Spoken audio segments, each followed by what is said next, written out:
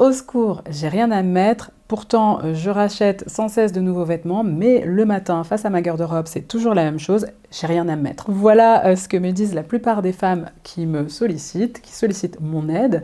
Et c'est pourquoi aujourd'hui je vous ai prévu une vidéo dans laquelle je vous partage une solution très efficace pour lutter contre ce syndrome du j'ai rien à me mettre. Et il s'agit de se composer des garde-robes capsules. Alors je dis des garde-robes capsules et pas une garde-robe capsule parce que tout au long de l'année, pour se sentir bien habillé en toute occasion, eh bien on doit se prévoir des garde-robes capsules pour ces différentes occasions ou différentes activités du quotidien comme le travail, les loisirs, etc. Même rester chez soi, c'est une activité qui nécessite d'être habillé. Donc on prend en compte ça au moment de se constituer sa garde-robe capsule d'intérieur. Et on organise aussi ces garde-robes capsules en fonction des saisons. Et pour vous donner un exemple concret de ce que ça peut donner, dans cette vidéo, je vais vous montrer un extrait de ma propre garde-robe capsule d'automne. Bonjour, je suis Amanda Sorin, conseillère en images éthiques et dans cette vidéo, je vais passer en revue avec vous mes 15 pièces phares de l'automne, des pièces qui me permettent de composer une multitude de tenues différentes automnales avec un minimum de pièces. Je pourrais tout à fait ne porter que ça en automne et ça suffirait amplement. Et puis si vous me connaissez depuis un moment maintenant, vous reconnaissez sûrement quelques-unes de ces pièces. Je les possède pour la plupart depuis plusieurs années et je les porte avec grand plaisir automne après automne. Ce que j'aime vraiment avec le concept de la garde-robe capsule, c'est que non seulement ça nous aide à mieux nous habiller au quotidien, plus facilement, on a un poids en moins le matin au moment de choisir une tenue parce que voilà, on sait que tout matche bien ensemble, voilà, que ça nous correspond, que ça nous met en valeur, etc.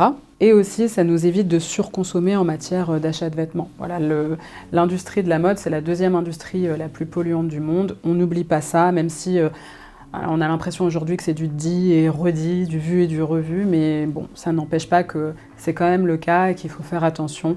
On a tous notre part à jouer pour essayer de lutter contre toutes les problématiques liées à la surconsommation de vêtements. Même si je suis aussi d'avis que tout ne doit pas reposer sur le consommateur, c'est pas forcément... c'est un peu difficile de demander tout le temps au consommateur de faire toujours plus d'efforts, de limiter sa consommation de vêtements, d'acheter plus éthique, etc. Alors que de leur côté, les grosses marques de fast fashion ou même d'ultra fast fashion ne font pas d'efforts. Et tous les ans, j'ai l'impression qu'il y a une marque d'ultra fast fashion qui naît, une marque encore plus polluante, encore pire dans ses pratiques que celle qui est apparue l'année d'avant. Très étrange, on va dire, que ce type de marque ait le droit de commercialiser leurs produits chez nous et qu'ensuite on nous demande à nous de faire des efforts pour pas acheter les articles qu'elles proposent, etc. Mais bon, en attendant, ces enseignes sont là, donc c'est à nous de nous responsabiliser. Et la garde-robe capsule est un moyen pour ça.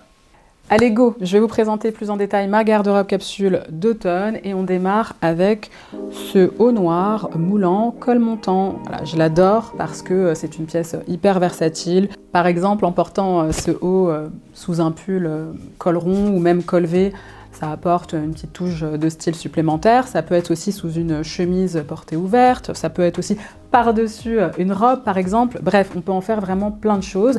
Et en plus sur ce haut, il y a un petit détail que j'aime beaucoup, des petites boucles dorées comme ça. Et puis on a une découpe ajourée qui laisse entrevoir une partie du dos. Ça ajoute un peu de chic à ce haut tout simple.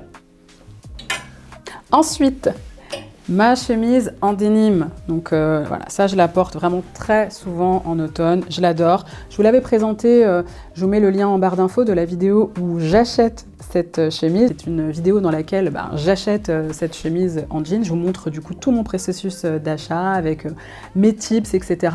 Allez la regarder, ça vaut le coup. Donc voilà, je l'adore. Je la porte vraiment très souvent, donc je regrette pas du tout d'avoir passé autant de temps lors de ma recherche. Je prends toujours beaucoup de temps pour choisir mes vêtements avant de passer en caisse. Parfois, je tombe même sur le vêtement et puis j'attends plusieurs mois avant de sauter le pas. Bon, après ça, c'est possible que quand on n'achète pas en fast fashion, parce que en fast fashion, en boutique de fast fashion, ça change vraiment très régulièrement. Les collections changent souvent. Alors que dans les boutiques de slow fashion, donc par opposition aux boutiques de fast fashion, les collections changent en fonction des saisons, donc généralement 4 fois dans l'année, ce qui nous laisse le temps de la réflexion. Après, bon, on n'est pas à l'abri d'une mauvaise surprise. Après avoir réfléchi pendant 2 mois à prendre la pièce ou non, elle peut ne plus être disponible par exemple dans notre taille. Mais bon, moi ça me dérange pas, je préfère prendre le temps de la réflexion quand j'en ai besoin, ou tout simplement prendre le temps de me constituer le budget pour pouvoir acquérir cette pièce que je souhaite. Et puis si au moment où j'ai le budget ou bien au moment où ma décision est prise, la pièce n'est plus disponible, bah tant pis. Il faut savoir ne pas trop se frustrer dans ces moments-là. Il faut savoir se détacher un petit peu du vêtement, de l'achat. Il faut voir le bon côté des choses. Si la pièce n'est plus disponible, vous avez maintenant une idée très précise de ce que vous recherchez. Et soit vous attendez que la saison revienne et que la marque commercialise à nouveau cette même chemise, enfin ce même vêtement ou un vêtement très similaire, ou bien vous le trouverez auprès d'une autre enseigne. Voilà, c'est pas grave. Autre pièce que j'adore porter en automne, c'est bien évidemment le jean. Mais attention, pas n'importe quel jean, parce que là, c'est vraiment un jean hyper confortable. C'est un jean que j'ai depuis longtemps, mais en ce moment, je le porte vraiment beaucoup, alors que je l'avais un petit peu délaissé. Mais quand on choisit bien... Alors attendez, je vous le montre.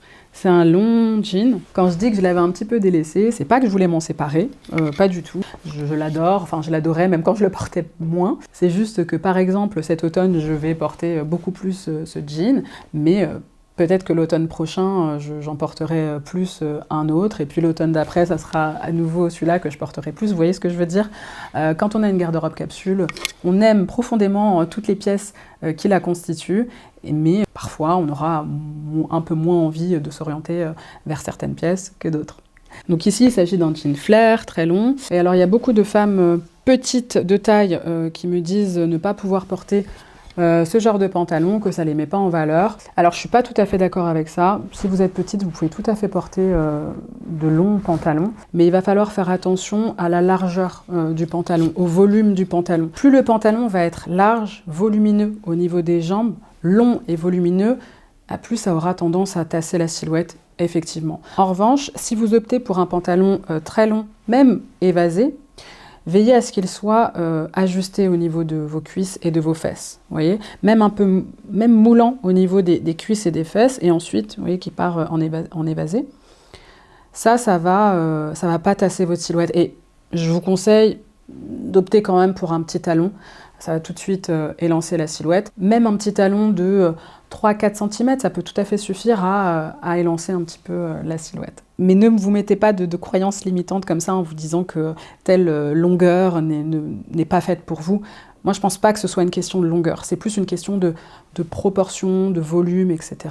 Et d'ailleurs, si vous êtes un petit peu perdu par rapport aux pièces qui vous vont bien ou non, je vous invite tout de suite à télécharger mon guide offert « Les 3 erreurs qui t'empêchent de bien t'habiller et comment y remédier » en cliquant sur le lien en barre d'infos. Dedans, vous y découvrirez votre morphologie, mais aussi quelques pièces phares du dressing féminin et plein d'autres conseils. Et au pied, ce que j'adore porter avec mes jeans ou pantalons en automne, ça va être soit des bottines, donc des bottines généralement marron parce que ça va bien avec les tons de mes vêtements d'automne, ou bien pour un confort maximal, j'aime bien aussi porter des baskets.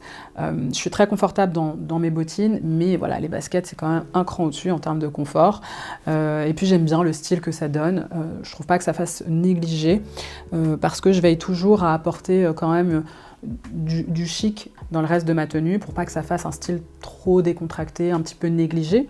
Par exemple en ajoutant un joli trench, un joli sac à main en cuir, de beaux bijoux, tout ça, voilà, ça apporte une pointe de chic, de sophistication qui contrebalance avec le côté très décontracté des baskets, qui donne à la fin une allure très casual chic, donc chic décontracté.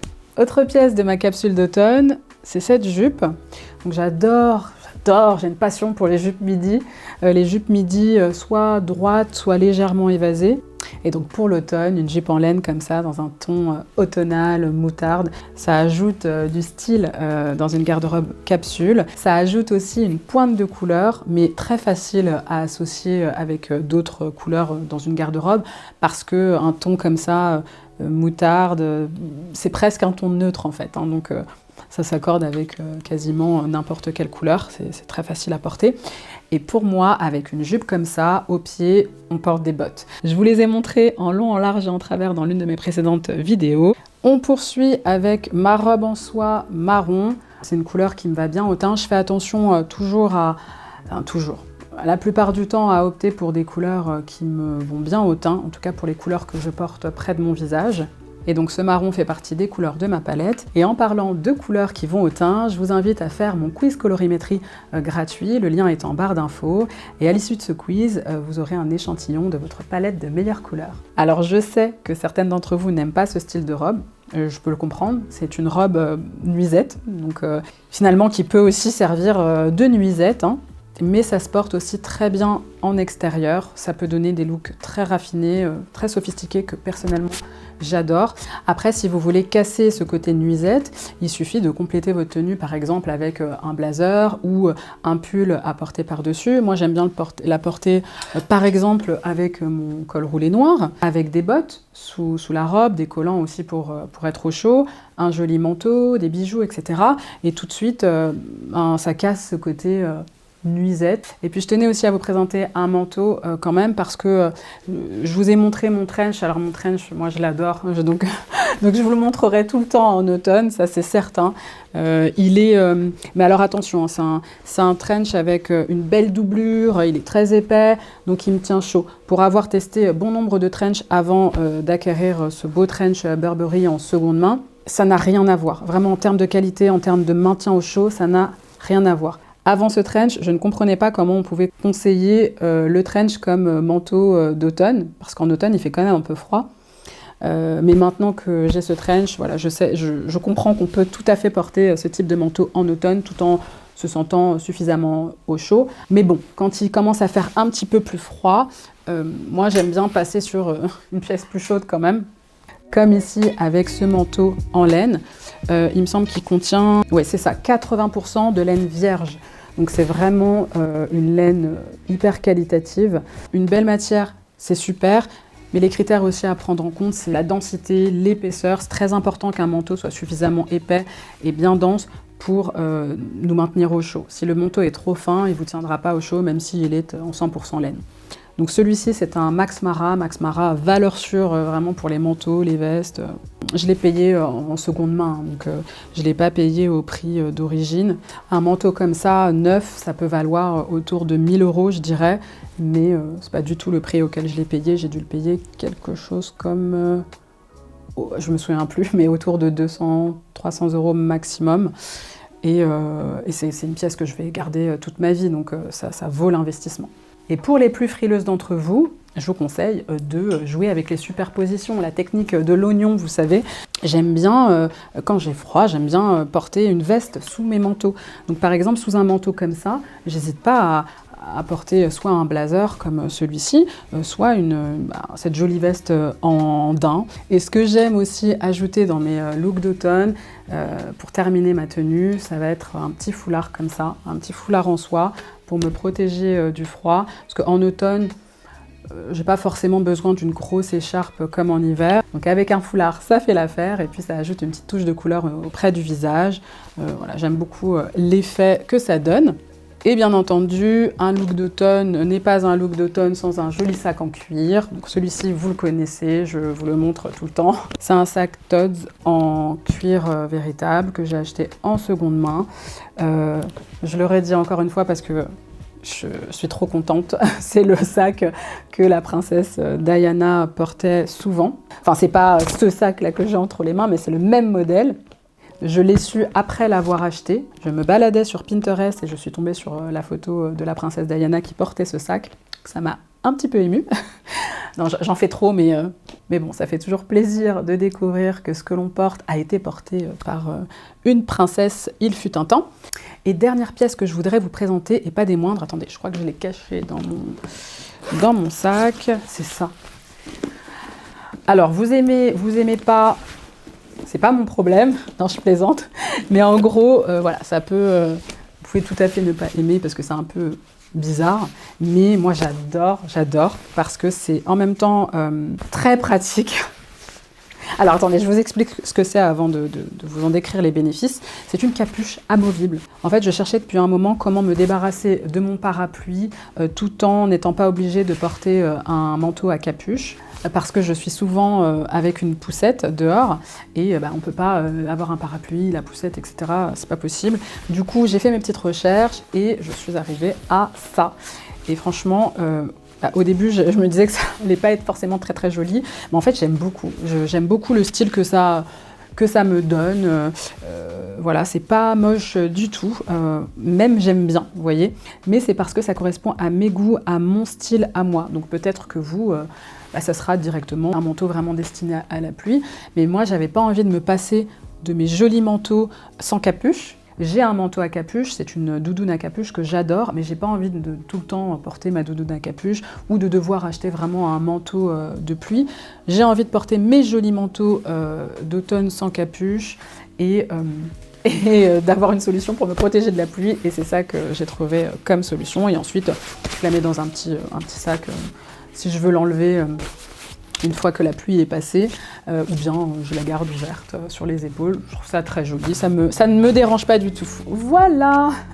Voilà pour la présentation de ma garde-robe capsule d'automne. J'espère que cette vidéo vous a plu, qu'elle vous aura inspiré, qu'elle vous aura donné plein d'idées pour vous composer votre propre garde-robe capsule d'automne et en finir avec ce syndrome horrible du j'ai rien à me mettre le matin face à votre garde-robe. Sur ce, je vous laisse, prenez bien soin de vous, je vous embrasse fort et je vous retrouve très vite dans une prochaine vidéo. Bye!